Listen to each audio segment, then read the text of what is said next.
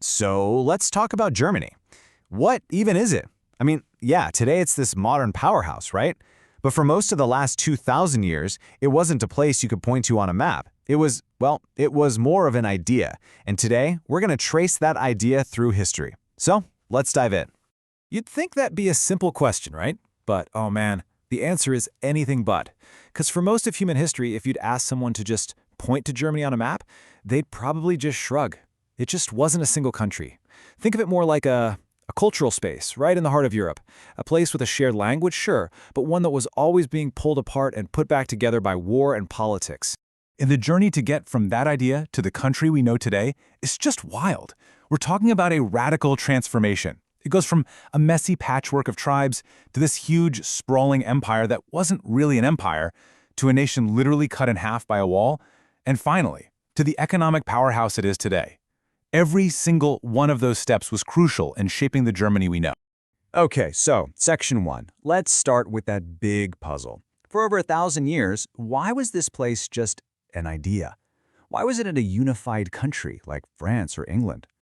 All right, this timeline really puts it into perspective. It shows you just how deep this whole fragmentation thing goes. First you've got the Romans, who basically drew a line on the map and said, okay, everything over there is Germania, the land we can't be bothered to conquer. Fast forward to Charlemagne. He builds his massive empire, but then, poof, it breaks apart.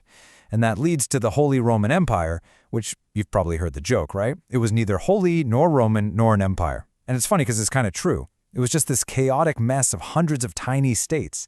And then, and this is so interesting, Martin Luther comes along.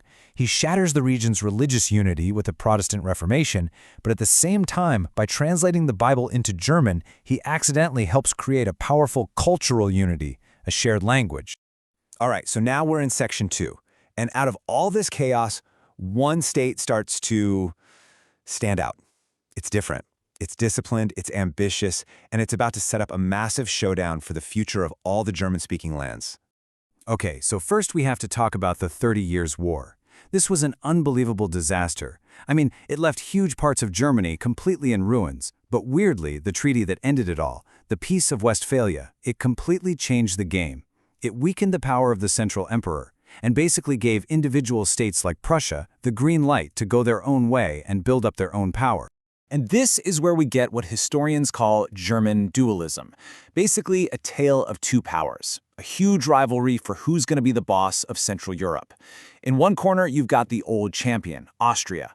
They're the traditional Catholic Habsburg emperors. In the other corner, you have the up-and-coming challenger, Prussia. They're Protestant, super organized, and built around this incredible militaristic machine. This rivalry is going to define everything for the next 100 years. And that brings us to section 3, because that rivalry, it's about to explode. We're about to meet one of the most brilliant and, let's be honest, ruthless politicians in history, who decides he's going to build a German nation, not with speeches and votes, but with war.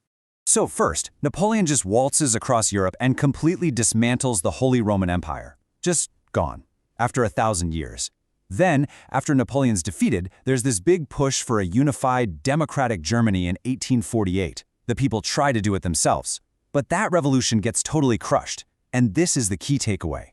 The dream of a bottom-up unification had failed. The stage was now set for it to be done by force, from the top. And this is where Otto von Bismarck steps onto the stage. He's the Chancellor of Prussia, and he has this famous line that the big questions of the day won't be settled by speeches, but by blood and iron.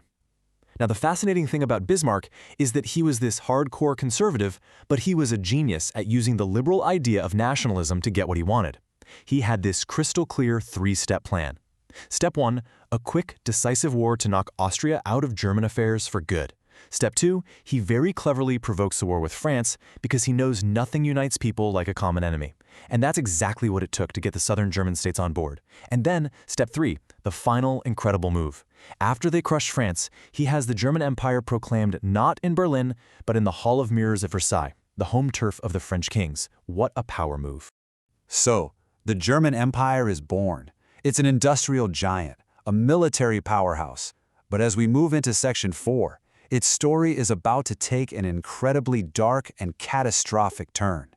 The new Kaiser, Wilhelm II gets rid of Bismarck. He's young, he's ambitious, and his aggressive policies, like trying to build a navy to rival Britain's, basically helped turn Europe into a giant powder keg. And in 1914, that keg exploded. Germany gets pulled into World War I, and after 4 years of just unimaginable slaughter, it ends in total defeat, the Kaiser is gone, and there's a revolution back home.